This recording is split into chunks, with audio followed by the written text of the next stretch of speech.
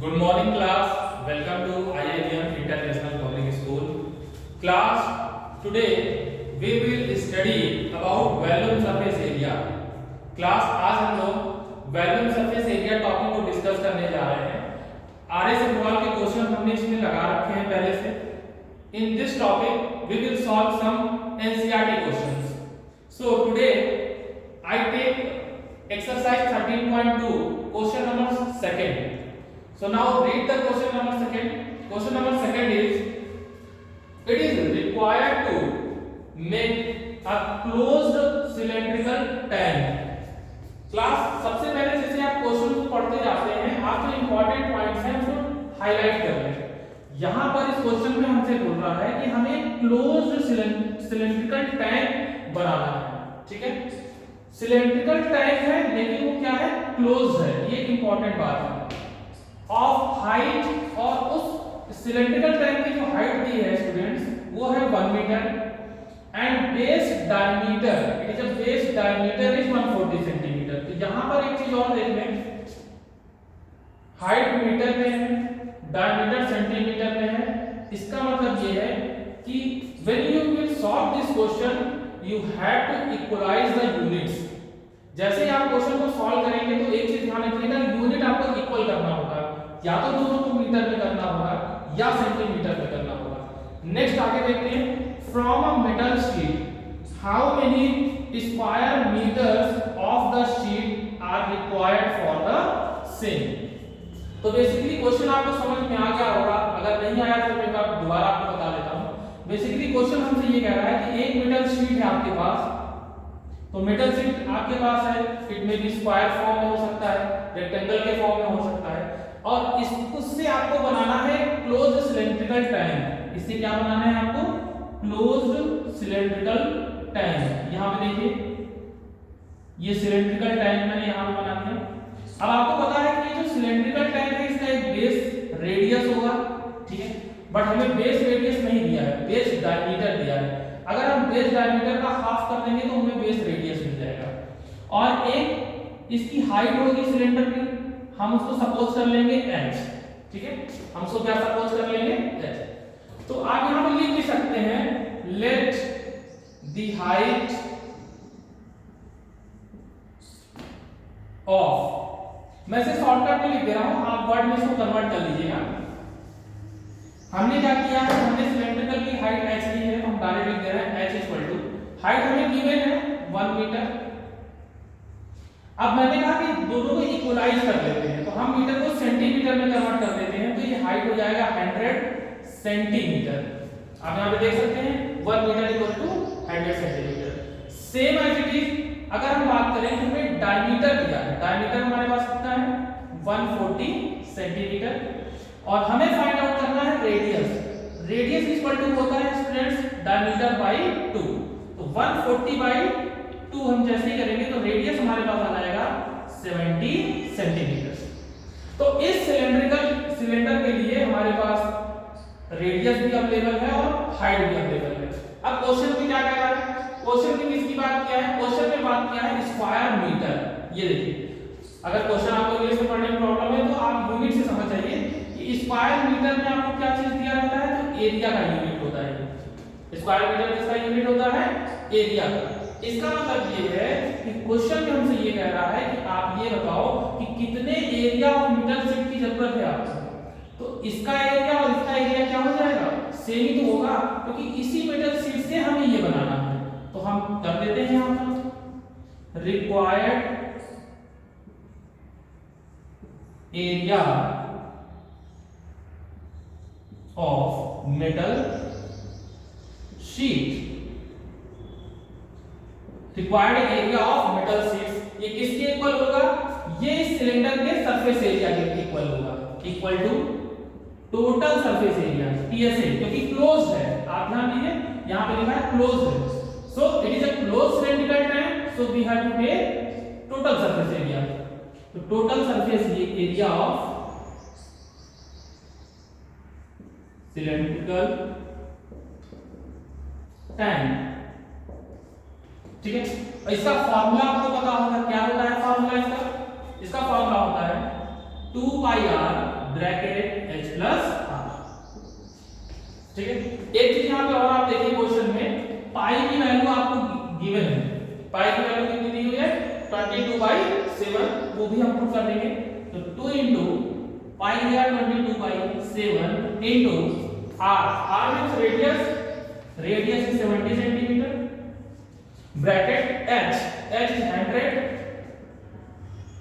Plus 70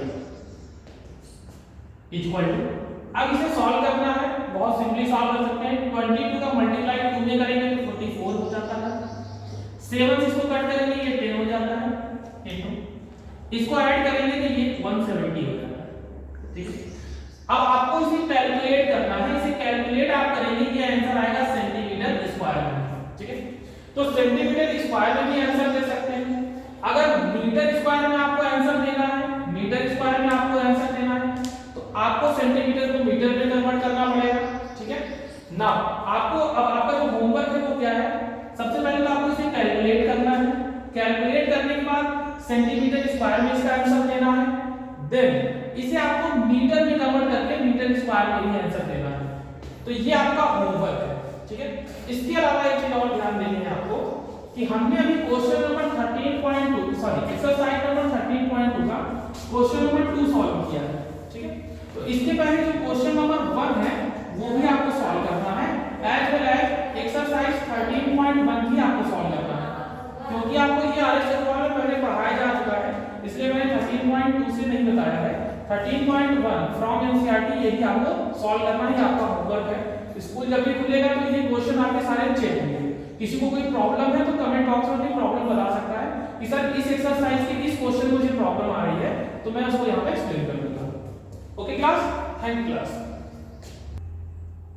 good morning students, welcome to IIM international public school. Students, आज हम लोग science में फिजिक्स के अंतर्गत हम लोग क्या करने वाले हैं, साउंड चैप्टर्स को स्टडी करने वाले हैं। तो साउंड क्या है, साउंड एक तरीके की वेव है। वेव क्या होती है, अगर साउंड अगर वेव है तो सबसे पहले हम लोग को वेव जानना ही पड़ेगा। आप लोगों ने देखा होगा जब मान लीजिए कोई पॉन्ड है, वाटर बॉडी है, एकदम उसका वाटर क्या है, मान लीजिए काम एकदम शांत है, उसमें कोई डिस्टर्बेंस वाटर में नहीं है, जैसे ही आप उसमें कोई स्टोन गिरा दीजिए तो क्या होगा, वाटर उसका देखेंगे वो क्या हो जाता है, डिस्टर्ब हो जाता है, जिसको आप लोग सिंपल भाषा में क्या करते हैं, एक वाटर में क्या आ गया, लहर आ गया। तो उसी लहर को हम लोगों ने कुछ इस तरीके से यहाँ पे रिप्रेजेंट किया है, जो हमने यहाँ पे मार्कर से लाइन सर्कल ड्रॉ किए हैं, वो क्या कर रहा है, वाटर जब ऊपर जाता है, ऊपर वाले पार्ट को हमने मार्कर से रिप्रेजेंट किया है, और ये मार्कर के बीच में जो स्पेस है व्हाइट, उसको हमने जब वाटर क्या होता है ऊपर जाता है तो नीचे भी गिरता है, तो नीचे वाले पार्ट को हमने यहाँ पे व्हाइट से दिखाया है।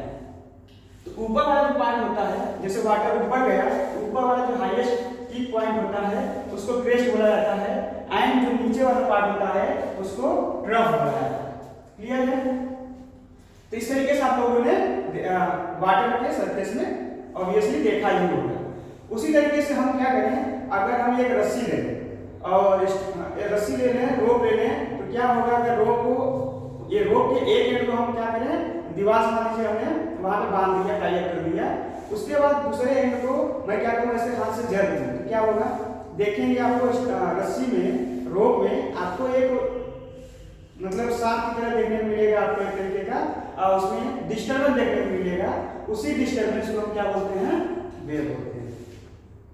तो वेव को हम सिंपली डिफाइन कर सकते हैं कि डिस्टर्बेंस ऑफ द मीडियम, कोई भी मीडियम है, मीडियम का जो डिस्टर्बेंस होगा, मीडियम के पार्टिकल का जो डिस्टर्बेंस होगा, उसी को हम वेव बोलते हैं। जैसे आप लोगों ने वाटर के केस में देखा, जैसे ही वाटर में आपने किसी एक स्टोन को गिराया, तो उसके पहले वाटर एक मीडियम है, उसके पहले वाटर में कोई डिस्टर्बेंस नहीं था, लेकिन जैसे ही आपने स्टोन को गिराया तो आपको क्या देखने को मिल रहा है कि वाटर जो है उसमें डिस्टर्बेंस आ गया। दैट मींस वाटर के मॉलिक्यूल्स के बीच में डिस्टर्बेंस आ गया, और उस डिस्टर्बेंस की वजह से जो हमको देखने को मिल रहा है, जैसे हम सिंपल भाषा बोल रहे हैं लहर देखने को मिल रहा है, वही क्या है, वेव। क्लियर है? उसमें मीडियम के पार्टिकल ऊपर नीचे क्या कर रहे हैं, ऐसे ऑसिलेट कर रहे हैं। जैसे मान लीजिए बहुत भयंकर अगर क्या है मान लीजिए उसमें कोई आप एक छोटा सा पार्टिकल चींटी देख लीजिए, उसमें रख दीजिए और पानी में बहुत ढेर सारा क्या हो, आप वहाँ पे पत्थर गिरा दीजिए तो चींटी देखेंगे ऐसे से ऊपर नीचे करने लगती है। दैट मीन्स उसमें वाटर में क्या आ गया है, एक वेव आ गया है। तो वेव जो टाइप्स ऑफ वेव होते हैं, दैट मीन्स मीडियम के जो पार्टिकल डिस्टर्ब हो रहे हैं वो किन किन तरीकों से डिस्टर्ब होंगे, उसके बेस पे हम वेव को यहाँ पे कैटेगराइज करने वाले हैं। जैसे कि हमने यहाँ पे वेव जाना डिस्टर्बेंस ऑफ द मीडियम के पार्टिकल जो है डिस्टर्ब हो रहे हैं, उसके बेस पे हम वेव को कितने कैटेगरी में डिवाइड कर सकते हैं। तो 2 कैटेगरी में वेव को डिवाइड किया जाता है। First is transverse wave and second one is longitudinal. तो first one is transverse wave को हम लोग देखने वाले हैं क्या होता है। ट्रांसवर्स वेव में जैसे मैंने अभी आपको वाटर के केस में बताया, उसमें देखिए पार्टिकल के मीडियम क्या हो रहे हैं, आपको उसमें देखने को मिलेगा ऊपर जा रहे हैं, फिर देखने को मिलेगा वाटर के कहीं देखने नीचे, है ना। इस तरीके से आपको ऊपर नीचे देखने को मिलता है। दैट मींस ऊपर वाले पार्ट होता है उसको हम प्रेस बोलते हैं, नीचे वाले पार्ट को हम लोग ड्रॉप बोलते हैं। अब मान लीजिए इसमें मैंने यहाँ पे क्या किया, वाटर को मान लीजिए यहाँ पे मैंने वाटर को यहाँ पे गिराया, मान लीजिए यहाँ पे ढेर सारा वाटर है, उसमें हमने एक स्टोन को हमने यहाँ पे गिराया। तो स्टोन को गिराऊंगा तो क्या देखने को मिलेगा, स्टोन के मतलब चारों तरफ आपको डिस्टर्ब देखने को मिलेगा, चारों तरफ वेव जाएगी। जैसे यहाँ देखिए मान लीजिए यहाँ पे हमने क्या किया है, एक पत्थर गिरा दिया है, स्टोन गिरा दिया है, तो क्या होगा, डिस्टर्बेंस वाटर उधर भी जाएगा उधर भी जाएगा, यानी हर एक डायरेक्शन में जाएगा। क्लियर है। इसी तरीके से अगर हम एक स्ट्रिंग ले लें, रस्सी ले लें, उसमें हम क्या करेंगे, एक तरफ उसको फिक्स करके दूसरी तरफ अगर हम जर्क देंगे तो क्या होगा, हम जर्क इधर दिए हैं, दैट मींस रस्सी को हमने क्या किया है, इधर हमने उसको डिस्टर्ब किया है। तो आपको रोप में आगे आपको देखने को मिलेगा डिस्टर्बेंस उस आगे के डायरेक्शन में फॉरवर्ड देखने को मिलेगा। दैट मींस वेव उधर जा रही है, डिस्टर्बेंस उधर जा रहा है, लेकिन पार्टिकल यानी रस्सी क्या वेव के जस्ट ऊपर एंड नीचे डिस्टर्बेंस हो रहा है। या फिर आप लोग सिंपल भाषा में ऐसे भी एक एग्जांपल ले सकते हैं कि जैसे मान लीजिए कई लोग हैं, ऐसे कई लोग लाइन से लगे हैं, लाइन लगे हुए हैं और क्या कर रहे हैं, मान लीजिए मैंने पहला है, मैं पहले ही बैठ जाऊंगा, उसके बाद मैं जैसे ही बैठूं ऊपर उठूं तो दूसरा यहाँ पे कोई बैठे, फिर तीसरा बैठे, मतलब डिस्टर्बेंस आपको देखने मिल रहा है, उठक बैठक इधर जा रहे हैं, लेकिन उठक बैठक कर कैसे रहा है, ऊपर नीचे हो रहा है ना। तो ऊपर नीचे हो रहा है, दैट मींस पार्टिकल जो है वेव के ऊपर और नीचे, दैट मींस वेव के परपेंडिकुलर डायरेक्शन में प्रोपेगेट कर रहे हैं, डिस्टर्ब हो रहे हैं। इस तरीके की जहां भी वेव होगी हम उसको ट्रांसवर्स वेव बोलते हैं। तो ट्रांसवर्स वेव को सिंपली हम ये कह सकते हैं, जिस डायरेक्शन में वेव जा रही है, मान लीजिए इस डायरेक्शन में वेव जा रही है, इस डायरेक्शन में वेव जा रही है, तो पार्टिकल की medium up and down, that means perpendicular direction में प्रोपेगेट करेंगे इसके डायरेक्शन ऑफ वेव। जैसे मान लीजिए यहाँ पे पार्टिकल मीडियम का पार्टिकल यहाँ पे है, तो वेव इधर इस डायरेक्शन में जा रहा है, पार्टिकल यहाँ पे है, दैट मींस अगर यहाँ से हम क्या करें, यहाँ से देखेंगे इसकी पोजीशन, तो वेव के जस्ट परपेंडिकुलर है। दूसरे पार्टिकल का अगर हम पोजीशन यहाँ पे अगर देखेंगे तो इस वेव के प्रोपागेशन के परपेंडिकुलर डायरेक्शन में। सिमिलरली अगर यहाँ का मैं कोई पार्टिकल ले लूँ, इस पार्टिकल का अगर मैं देखूंगा पोजीशन, तो इस वेव से यानी कि ये पार्टिकल कहीं यहाँ रहा होगा, यहाँ से यहाँ आ गया है, दैट मींस अपनी पोजीशन से परपेंडिकुलर डायरेक्शन में क्या हो गया है, स्पेस हो गया है। क्लियर है। अब हमको ट्रांसवर्स में कहाँ देखने को मिलता है, एग्जांपल रूप में देखिए यहाँ पे इलेक्ट्रोमैग्नेटिक वेव, जिसको हम लाइट बोलते हैं। लाइट क्या है, एक इलेक्ट्रोमैग्नेटिक वेव है। एंड अभी मैंने रोप में बताया, रोप में जब आप डिस्टर्बेंस से एक तरफ उसको फिक्स कर दे रहे हैं, दूसरी तरफ जब उसमें जर्क दे रहे हैं, उसमें जो वेव आ रही है, जैसे सांप चलता है, तो देखिए वहां पे क्या हो गया, वहां पे क्या है, ट्रांसवर्स वेव हो गया। क्लियर है स्टूडेंट्स? ओके। सो स्टूडेंट्स, आप लोग का होमवर्क है, यहाँ पे जो मैंने टॉपिक आप लोगों को समझाया है, इसको आप लोगों को क्लियरली कॉपी में नीट एंड क्लीन वे में लिखना है। Thank you class. Good morning class. After science, now you have to take social studies class. Students, आज के सोशल स्टडी की क्लास में जो टॉपिक हम लोग डिस्कस करने वाले हैं वो है chapter number 4, working of institutions. तो वर्किंग ऑफ इंस्टीट्यूशंस की ये बेसिक क्लास है, इंट्रोडक्टरी क्लास है। तो पहली क्लास में जैसा कि हम लोग पहले भी चैप्टर में पहली जो हमारी इंट्रोडक्टरी क्लास होती है उसमें हम एक चैप्टर का ओवरव्यू जानते हैं और हम ये जानने की कोशिश करते हैं कि इस चैप्टर में हम क्या पढ़ने वाले हैं, कौन कौन से ऐसे टॉपिक हैं जिनको टच करने वाले हैं और उसके अंदर जो कंटेंट हमें मिलने वाले हैं उसके लिए अपने आप को रेडी करते हैं। तो सबसे पहले अगर हम बात करें कि अगर ये हमारा जो चैप्टर है पूरा डेमोक्रेसी के आसपास ही घूम रहा है, ठीक है, और कोई भी आपसे अगर पूछता है व्हाट इज डेमोक्रेसी, तो there are so different kinds of definition जो कि आप बता सकते हैं। बट एक बेसिक सा अगर मैं एक लाइन में अगर आपसे पूछूं कि ये बताइए कि what is democracy, why is democracy, तो आप कहेंगे कि सर ऐसा है कि बेसिकली डेमोक्रेसी में हम क्या करते हैं, अपने रूलर्स को इलेक्ट करते हैं, यानी इलेक्टिंग रूलर्स, ठीक है। अब मैं अगर आपसे कहूं कि क्या ओनली इलेक्टिंग रूलर्स यही ऑब्जेक्ट रह गया है, यही ऑब्जेक्टिव फंक्शनिंग है डेमोक्रेसी का, तो ऐसा नहीं है, ठीक है। हम लोग रूलर्स को इलेक्ट करते हैं, वो हमारे ऊपर शासन करते हैं, क्योंकि डेमोक्रेसी का बेसिक सा मतलब यही होता है the government by the people for the people to the people. अब वो जो शासक हैं या वो जो एडमिनिस्ट्रेटर हैं, एडमिनिस्ट्रेटर तो नहीं कह सकते, रूलर्स ही कह सकते हैं, वो क्या करते हैं, वो हमारे लिए रूल्स रेगुलेशन बनाते हैं, लेकिन उनको भी कुछ रूल और रेगुलेशन, कुछ प्रोसेस को फॉलो करना पड़ता है। सपोज दैट मान लीजिए एक एग्जांपल के थ्रू अगर हम समझना चाहें कि आपको किसी स्कूल का प्रिंसिपल बना दिया जाए, ठीक है, तो अब आप उस स्कूल को रन करने के लिए ऑथराइज हो गए, तो आपको बहुत सारे डिसीजन लेने पड़ेंगे, ठीक है। अब आप वो जो डिसीजन लेंगे तो आप आर्बिट्रेरी यानी मनमाने तरीके से कोई डिसीजन नहीं ले सकते। क्यों नहीं ले सकते? क्योंकि हो सकता है आपने कोई डिसीजन लिया और उसका नेगेटिव इंपैक्ट पड़ा, तो उसको झेलना किसे पड़ेगा, बच्चों को झेलना पड़ेगा या उस इंस्टीट्यूशन में, उस स्कूल में जो लोग वर्क कर रहे होंगे उनको बेयर करना पड़ेगा। तो इसके लिए क्या किया गया कि कुछ रूल्स बनाए जाएंगे, कुछ रूल्स आप बनाएंगे बच्चों के लिए, टीचर्स के लिए, कुछ रूल्स आप बनाएंगे पूरे इंस्टीट्यूशन के लिए, स्कूल के लिए, जिसमें आप खुद को भी रखेंगे, आप उस रूल्स को फॉलो करेंगे, ठीक है। अब मान लीजिए कि आप आर्बिट्रेटली कोई ऐसा रूल लगा दें जो कि लोगों को प्रॉब्लम क्रिएट करने लगे, तो जो इंस्टीट्यूशन के लोग हैं वो क्या करेंगे, वो आपके खिलाफ बोलने लग जाएंगे या आपकी बात मानना बंद कर देंगे, ठीक है। तो इससे क्या होगा, एक आप कह सकते हैं टसल, मतलब एक आपस में लड़ाई का माहौल बन जाएगा, एक टसल का माहौल बन जाएगा कि आप जो बात बोलेंगे वो आपके एम्प्लॉय नहीं मानेंगे, एम्प्लॉय जो बात बोलेंगे वो आपको नहीं, वो आप नहीं मानेंगे, आपको नहीं अच्छी लगेगी, तो जो स्मूथली वर्क है वो नहीं हो पाएगा। तो इस सबको ध्यान में रखते हुए जब हमारा कॉन्स्टिट्यूशन डिजाइन हो रहा था, तो इन सब चीजों को जो कॉन्स्टिट्यूशन डिजाइन कर रहे थे उन्होंने इस चीज को बहुत गहराई से समझा। तो इसके लिए उन्होंने क्या किया, उन्होंने इंस्टीट्यूशन को एस्टैब्लिश किया। अब ये इंस्टीट्यूशंस क्या करते हैं, तो ये आपको हेल्प करेंगे, क्या करेंगे, हेल्प करेंगे, आप जो रूल्स है, जो प्रोसीजर है उसको कैसे फॉलो करा पाए या उसको कैसे एस्टैब्लिश कर पाए। अब देखिए बेसिकली 3 टाइप्स के इंस्टीट्यूशन हमको पढ़ना है इस चैप्टर में, ठीक है। जैसे पहला है लेजिस्लेचर, दूसरा है एग्जीक्यूटिव और तीसरा है जुडिशरी। ये टॉप 3 इंस्टीट्यूशंस हैं, इनके अंदर ही सारे और भी सब इंस्टीट्यूशंस आएंगे। जैसे आप मुझसे पूछेंगे सर ये बताइए कि इलेक्शन कमीशन ऑफ इंडिया क्या है, ठीक है। आप मुझसे पूछेंगे सर ये बताइए प्लानिंग कमीशन क्या है, ये भी तो इंस्टीट्यूशंस हैं।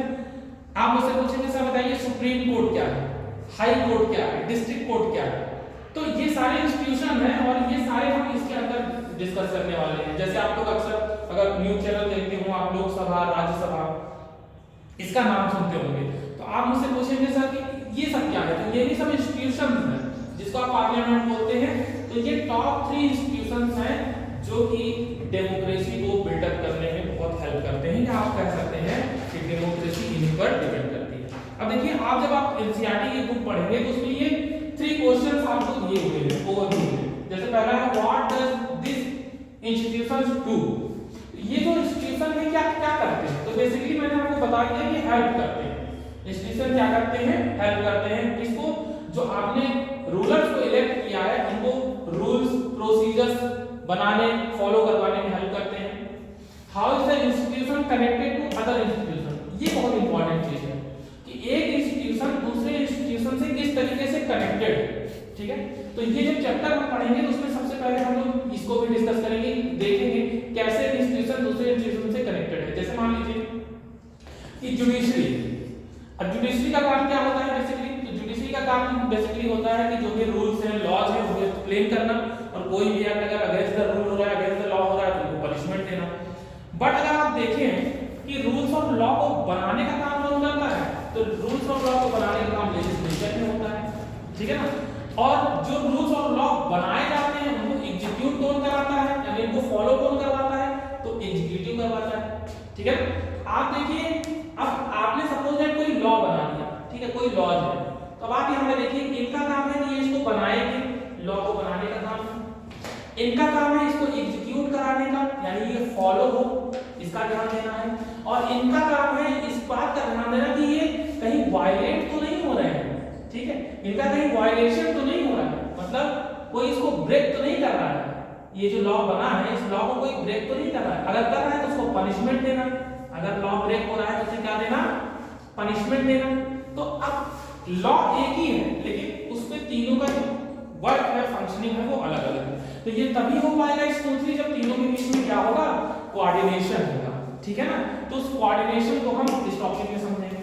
तीसरा क्वेश्चन यहाँ पे क्या है, व्हाट मेक्स इट्स फंक्शनिंग मोर और लेस डेमोक्रेटिक। देखिए यहाँ पे ये बहुत इंपॉर्टेंट पॉइंट है, मोर और लेस डेमोक्रेटिक। अब मोर और लेस डेमोक्रेटिक का मतलब है या तो वो ज्यादा डेमोक्रेटिक होगा या तो कम डेमोक्रेटिक होगा। इसका मतलब क्या है, इसका मतलब है ट्रांसपेरेंसी से।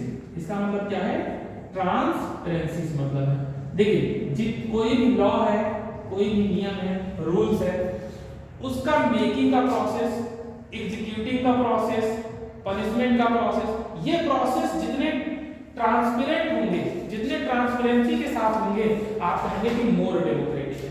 और ये जितने ही ओपेक लेवल पे होंगे, इसका मतलब अगर इसमें ट्रांसपेरेंसी नहीं होगी, आप कहेंगे लेस डेमोक्रेटिक है। सपोज दैट जैसे मान लीजिए आपने कोई लॉ ब्रेक कर दिया और आपको कहा गया कि आपको सजाए मौत दिया जाता है, यानी आपको डेथ सेंटेंस दे दिया गया, बट आप क्वेश्चनिंग कर रहे हैं कि भाई ये जो मैंने क्राइम किया है ये इतना बड़ा क्राइम नहीं है, मुझे पनिशमेंट मिलनी चाहिए लेकिन इतनी कैपिटल पनिशमेंट नहीं मिलनी चाहिए। बट वहां पर आपकी बात नहीं सुनी जाती या आपको ये नहीं बताया जाता कि आपको डेथ सेंटेंस क्यों दिया गया, तो आप क्या कहेंगे कि ये जो है फंक्शनिंग लेस डेमोक्रेटिक है। लेकिन अगर आपने यहाँ पे कोई क्राइम किया तो उस क्राइम की पूरी डिटेल आपको दी जाती है, साथ ही साथ आपको ये मौका दिया जाता है, ये अपॉर्चुनिटी दी जाती है कि आप अपने फेवर में डिबेट कर सकें कि आपने किस कंडीशन में इस लॉ को ब्रेक किया है। तो आप कहेंगे ये क्या है, मोर डेमोक्रेटिक है। तो फंक्शनिंग मोर डेमोक्रेटिक है या लेस डेमोक्रेटिक, ये हम ट्रांसपेरेंसी के बेस पे ही एक्सप्लेन करते हैं। अब जो और भी दो चीजें हैं जो इस चैप्टर में हमें पढ़नी तो केवल एक चीज है लेकिन मैंने दोनों लिखी। देखिए यूनियन गवर्नमेंट और स्टेट गवर्नमेंट, कॉन्स्टिट्यूशन के बारे में आपने पढ़ा होगा, बाइकैमरल पार्लियामेंट है हमारे यहाँ, तो एक यूनियन गवर्नमेंट हमारे यहाँ बनती है, एक स्टेट गवर्नमेंट। तो इस चैप्टर में हम यूनियन गवर्नमेंट के बारे में पढ़ेंगे, इसे हम सेंट्रल गवर्नमेंट भी बोलते हैं और इसे ही हम गवर्नमेंट ऑफ इंडिया भी बोलते हैं, ठीक है। तो हम इसके बारे में पढ़ेंगे। जो चीज हम इसके बारे में पढ़ेंगे, फंक्शनिंग, एग्जीक्यूशन या other things, same as it is वही अप्लाई होगा स्टेट गवर्नमेंट के लिए, ये चीज ध्यान रखिएगा। तो आप इससे अंदाजा लगा लेंगे अपने स्टेट में स्टेट गवर्नमेंट का कैसे काम होगा। बाकी हम लोग बेसिकली जो पढ़ेंगे वो यूनियन गवर्नमेंट के बारे में ही डिस्कस करने वाले हैं, ठीक है। तो स्टूडेंट्स अब आपके होमवर्क की बारी है। यहाँ पे देखिए होमवर्क में मेंशन कर दे रहा हूँ, ध्यान से देखिएगा। आपको क्या करना है, जिस तरीके से मैंने ये ओवरव्यू का एक नोट्स आपको बना दिया है, सबसे पहले तो आपको ये स्टार्ट करना है, नोट्स बनाना है, ठीक है। नोट्स ऑफ चैप्टर, यहाँ पे लिख लीजिएगा नेक्स्ट नोट्स ऑफ चैप्टर 4, ठीक है। देन उसके बाद आपको एक और करना है, इसके बाद जो आगे का प्रोसेस है उसको भी रीड करके रखना है, उसको भी पढ़ करके रखना है। और इसमें जो इंपॉर्टेंट कीवर्ड्स आपको मिलेंगे, जो शब्द आपको मिलेंगे, जो कीवर्ड्स मिलेंगे इस चैप्टर में जिनका आपको मतलब नहीं समझ में आ रहा है, मतलब का मतलब हिंदी मीनिंग से मैं नहीं कह रहा हूँ, मतलब उसका पूरा होल डेफिनेशन आपको नहीं समझ में आ रहा है, वो कीवर्ड्स आपको लिखना है, ठीक है ना। तो इसमें से आपको कीवर्ड्स भी फाइंड आउट करना है। ओके क्लास, तो ये आपका होमवर्क है और नेक्स्ट हम कल डिस्कस करेंगे इसके आगे का topic. Thank you class. Good morning students, welcome to IBM international public school. आज का हमारा प्रकरण यानी टॉपिक है समास। Take out your Hindi language books and copy and note down your class work. सबसे पहले आपको समास का अर्थ पता होना चाहिए। समास का अर्थ होता है छोटा या संक्षिप्त करना। अगर आसान शब्दों में कहा जाए तो कम से कम शब्दों में अधिक अर्थ प्रकट करना ही क्या कहलाता है? समास। परिभाषा देखिए, दो या दो से अधिक शब्दों को मिलाकर एक नए शब्द बनाने की प्रक्रिया को समास कहा जाता है। ये कीवर्ड है आपका प्रक्रिया यानी प्रोसेस। बहुत से बच्चे ये कंफ्यूज होते हैं कि दो या दो से अधिक शब्दों के मेल को समास कहते हैं। ऐसा नहीं है, शब्दों के मेल को समास नहीं कहते हैं, बल्कि दो या दो से अधिक शब्दों के मेल से जो एक नया शब्द बनता है उस बनने की प्रक्रिया को क्या कहते हैं व्याकरण में? समास। Understand everyone? एग्जाम्पल उदाहरण देखिए, जैसे गंगा जल, राजमहल। गंगा जल अगर आप इसका विग्रह करेंगे तो क्या होगा? गंगा का जल, यानी ज्यादा अधिक शब्दों को आपने क्या किया? मिलाकर कम शब्दों में लिख दिया, तो ये क्या हो गया आपका? समास।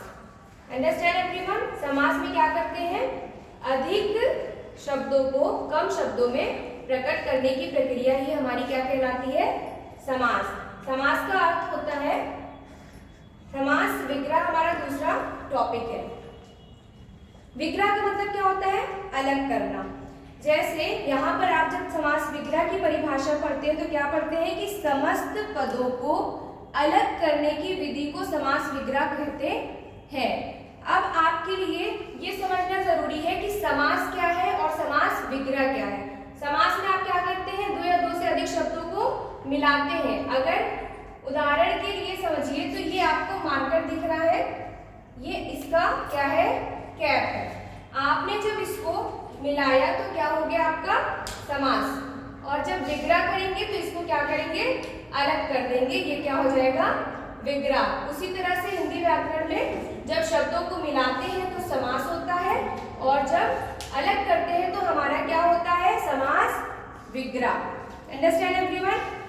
समास में हमारे दो पद होते हैं। कौन कौन से? पहला पूर्व पद और दूसरा उत्तर पद। और उन दोनों पदों को मिलाकर जो एक पद बनता है उसे क्या कहते हैं? समस्त पद। समस्त पद, पूर्व पद, उत्तर पद पढ़ने से पहले आपको ये पता होना चाहिए कि ये पद क्या है। अभी तक आपको शब्द बताया गया यहाँ पर, अब हम आपको पद बता रहे हैं। तो शब्द और पद में अंतर क्या है? क्या एक ही चीज है दोनों? नहीं। वर्णों का सार्थक मेल जब होता है तो हमारा शब्द बनता है। शब्द को ही पद कहते हैं, लेकिन दोनों में अंतर है। जब शब्द स्वतंत्र होता है तो शब्द होता है, और वही शब्द जब स्वतंत्र ना रह के बल्कि वाक्य में प्रयुक्त होता है तो वही शब्द हमारा क्या कहलाता है? पद कहलाता है। पिछली कक्षा में मैं पढ़ा भी चुकी हूँ। Understand everyone? तो समस्त पदों को अलग करने की विधि क्या कहलाती है हिंदी व्याकरण में हमारे? समास विग्रह। जैसे आपका पूर्व पद क्या होगा? गंगा, और उत्तर पद क्या होगा? जल। ये हमारा क्या है? पूर्व पद है, और ये हमारा क्या है? उत्तर पद। और ये दोनों मिला के हमारा क्या हो जाएगा? समस्त पद। Understand everyone? समास में कितने पद होते हैं? दो। पहला जो है वो पूर्व पद कहलाता है, यहाँ पे गंगा पूर्व पद है, और दूसरा उसे उत्तर पद कहते हैं। जल क्या है? उत्तर पद है। पूर्व पद, उत्तर पद, और दोनों पद मिला के हमारा क्या बनता है? समस्त पद बनता है। अगर इसका आप विग्रह करेंगे तो क्या होगा? गंगा जल का? गंगा का जल। और अगर आप इसको समास करेंगे तो क्या हो जाएगा? गंगा जल। Understand everyone? समास के भेद में आते हैं, यानी समास के टाइप्स कितने होते हैं? मुख्य प्रकार समास के 4 होते हैं। पहला अव्ययी भाव समास, दूसरा तत्पुरुष समास, तीसरा द्वंद्व समास, चौथा बहुव्रीहि समास। बहुत से बच्चे कंफ्यूज होते हैं कि समास के 6 भेद होते हैं मैम। नहीं, ऐसा नहीं है। मुख्य प्रकार कितने हैं? 4। जो आप कर्मधारय और द्विगु समास पढ़ते हैं वो तत्पुरुष समास का भेद है। अंडरस्टैंड? तो अव्ययी भाव समास किसे कहते हैं? जहां पर हमारा पूर्व पद प्रधान होता है वहां पर क्या होता है? अव्ययी भाव समास। पूर्व पद यानी ये आपका पूर्व पद होता है जो पहले आता है, अभी मैंने समझाया। जहां पर आपका उत्तर पद प्रधान होगा वो क्या होगा, तत्पुरुष समास कहलाएगा। द्वंद्व समास में क्या होता है, जैसा कि इसके नाम से ही आपको पता चल रहा है, द्वंद्व का मतलब दो। तो जहां पर ना पहला पद ना दूसरा बल्कि दोनों पद प्रधान होते हैं जिस समास में, वो हमारा क्या होता है, द्वंद्व समास। और लास्ट हमारा क्या है, बहुव्रीहि समास। इसमें ना पहला पद प्रधान होता है ना ही दूसरा, बल्कि कोई अन्य पद प्रधान होता है। Understand everyone?